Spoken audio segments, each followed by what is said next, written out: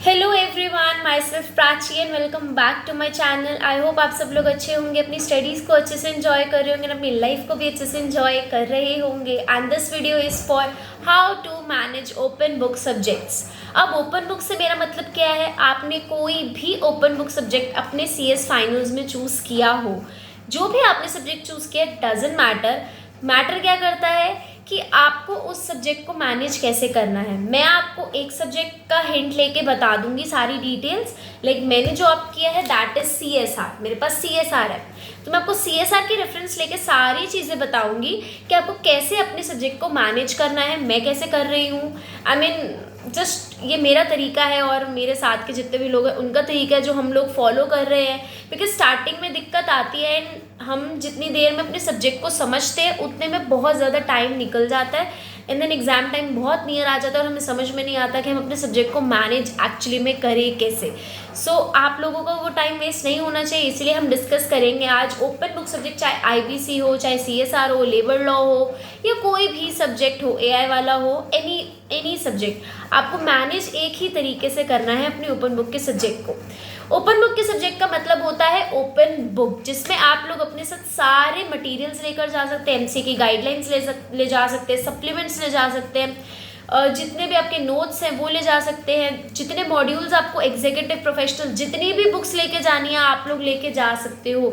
Even exam centres पे बच्चे literally suitcase ले लेके आते हैं जिसमें पूरी बुक्स भरी होती हैं एंड वो उन्हीं बुक्स की मतलब आप कितने भी नोट्स एंड बुक्स ले जा सकते हो, उस पर कोई रिस्ट्रिक्शन नहीं है। आप अपना सारा मटेरियल अपने साथ लेकर जा सकते हो। पहली चीज़ क्लियर हो गई कि कितना क्या 2-3 किताबें, कोई लिमिटेशन नहीं है। सेकेंडली, जब हम लोग अपनी ओपन बुक के सब्जेक्ट को पढ़ें तो कैसे पढ़ें? आप लोग इसको सेल्फ भी पढ़ सकते हो, आप लोग इसको लेक्चर्स लेके भी पढ़ सकते हो। लेकिन मैं सेल्फ पढ़ रही हूँ और सेल्फ बहुत इजीली मैनेजेबल CSR तो हो रहा है। बट सेल्फ से मेरा मतलब बिल्कुल सेल्फ नहीं है, ऑब्वियसली थोड़ी बहुत नीड यूट्यूब की पड़ती है, लाइक जो मैराथन्स होती हैं टीचर्स की और जो टीचर्स थोड़ा बहुत पढ़ा के जाते हैं obviously. But open book subject में एक बात समझनी बहुत ज़्यादा ज़रूरी है कि यहाँ पर हार्ड वर्क से ज़्यादा स्मार्ट वर्क काम आने वाला है। प्लस यहाँ पे आप लोगों की खुद की इंटरप्रिटेशन स्किल बहुत ज़्यादा इंपॉर्टेंट है। इंटरप्रिटेशन स्किल से मेरा मतलब है कि यहाँ पे आपको एक एक लाइन अच्छे से पढ़नी पड़ेगी, जो इम्पॉर्टेंट लाइन है उसको हाईलाइट करना पड़ेगा एंड उस हाईलाइटेड जो पार्ट आपने उसको अपनी एक सेपरेट हेडिंग देनी पड़ेगी। विच मीन्स अगर मैं आप लोगों को बताऊँ कि कैसे पढ़ना है, पहली चीज़ तो चैप्टर वाइज ही हम लोग पढ़ेंगे, कोई पार्ट वाइज डिवाइड करना है कर सकते हो।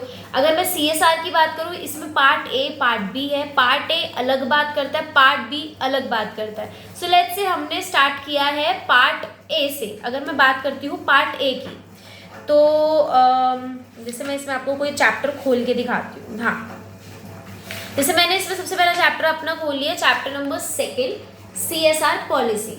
तो आप लोगों को क्या करना है, अपने साथ एक रजिस्टर लेके बैठना है। क्या हमें उस रजिस्टर में नोट्स बनाने हैं? नहीं, हमें ओपन बुक सब्जेक्ट के लिए कोई भी नोट्स प्रिपेयर नहीं करने हैं, उसकी कोई नीड ही नहीं है। बिकॉज अल्टीमेटली वो आप सेम कॉपी पेस्ट करोगे।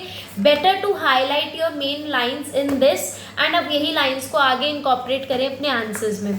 ठीक है, तो करना क्या है, मैंने क्या कर रखा है, जैसे ये चैप्टर का नाम है ना, तो मैंने चैप्टर के फर्स्ट पेज पे यहाँ पे लिख दिया जितनी भी केस स्टडीज इस चैप्टर के अंदर दी हुई हैं, मैंने उन केसेस के नाम यहाँ पे लिख दिया। लाइक NTPC लिमिटेड की केस स्टडी है तो अब मैंने वहाँ पे यहाँ पे ये लिख दिया।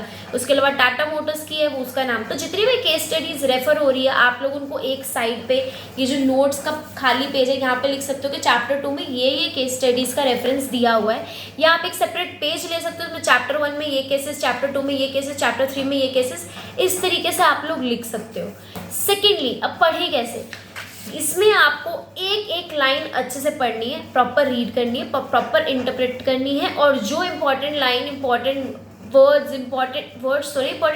है उनको आपको हाईलाइट करना है। लेट्स से मैंने इसमें सबसे पहले हाईलाइट किया हुआ है CSR एंड परमिसिबल एक्टिविटीज़। तो मैंने यहाँ पे इसको हाईलाइट किया हुआ है कि ये क्वेश्चन इंपॉर्टेंट है, बन सकता है। अब इसमें भी कैसे किया हुआ है, लाइक जो भी इसमें इम्पॉर्टेंट लाइंस हैं जो आंसर में मेन एग्जाम में पूछा जाएगा, मैं पूरा पेज तो नहीं छापूंगी। सो जो इसमें से इम्पॉर्टेंट एक पैराग्राफ में जो इम्पॉर्टेंट लाइंस है मैंने उसको अंडरलाइन कर रखा है। सो आप सेम ऐसे अंडरलाइन कर सकते हो कि ये पैराग्राफ में अगर ये क्वेश्चन आता है आंसर लिखने को तो मैं यही वाली लाइंस अपने आंसर में लिख के आऊँगा। सो आपके पास रेडीमेड एक मटेरियल हो जाएगा कि आपको ऐसे करना है। बट जब आप ओपन बुक का पेपर करने बैठेंगे आपको ये कैसे समझ में आएगा कि ये क्वेश्चन किस चैप्टर से गिवन है। लेट्स से पार्टनरशिप का क्वेश्चन कोई आ गया, आपको पार्टनरशिप का पूरा चैप्टर भी दे रखा है और पार्टनरशिप का कुछ कुछ चैप्टर में रेफरेंस भी दे रखा है, आपको कैसे पता चलेगा। उसके लिए हम लोग करेंगे index mapping. Index mapping in the sense हम लोग चैप्टर नंबर 1 लिखेंगे।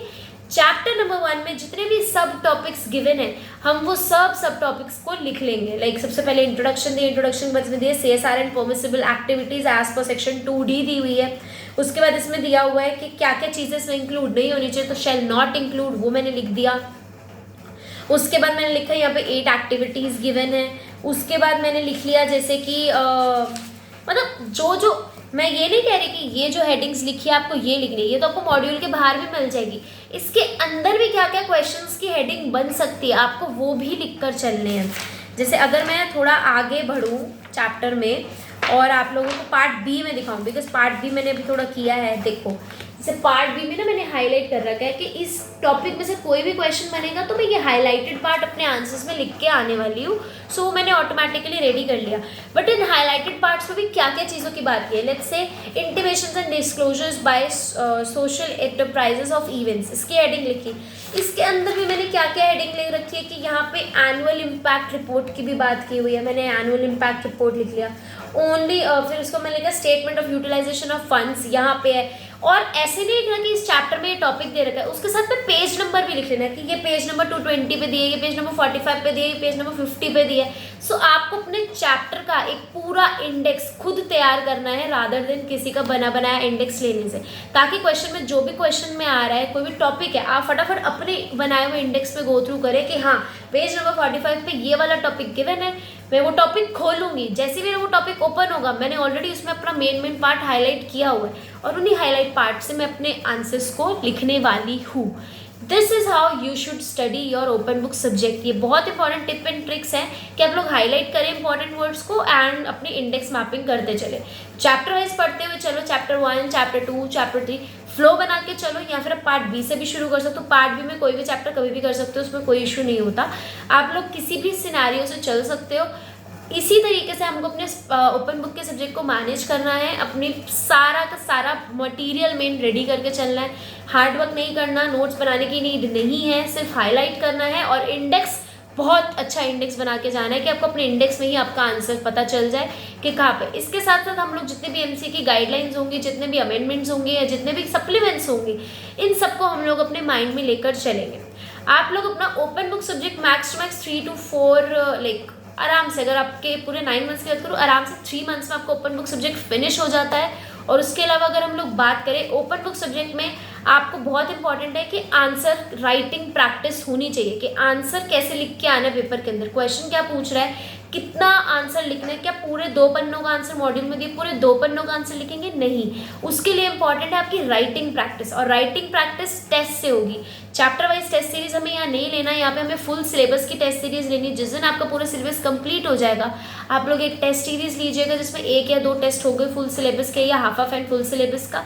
उसमें आप लोग अपने आंसर्स को इनकॉर्पोरेट करोगे, लिखोगे, आपको प्रैक्टिस हो जाएगी। या फिर आप कोई भी एक टॉपिक उठा लो, लाइक परमिसिबल एक्टिविटीज़ का आया है, और खुद आप एक कोई टॉपिक खुद भी उठा सकते हो, उस टॉपिक पे लिखने की करो, देख के लिखना है, आपको कुछ अलग नहीं करना, थोड़ी बहुत खुद की लैंग्वेज डालनी है, देख के लिखोगे 5 मार्क्स के हिसाब से मुझे इसमें से कैसे आंसर को लिखना है, कैसे लिखना है। खुद इमेजिन करो कि इतने मार्क्स का क्वेश्चन आएगा तो मुझे किस तरीके से इसको आंसर को लिखना है पेपर में अंदर। So this is how you should study your open book subject. I hope this video helps many of you.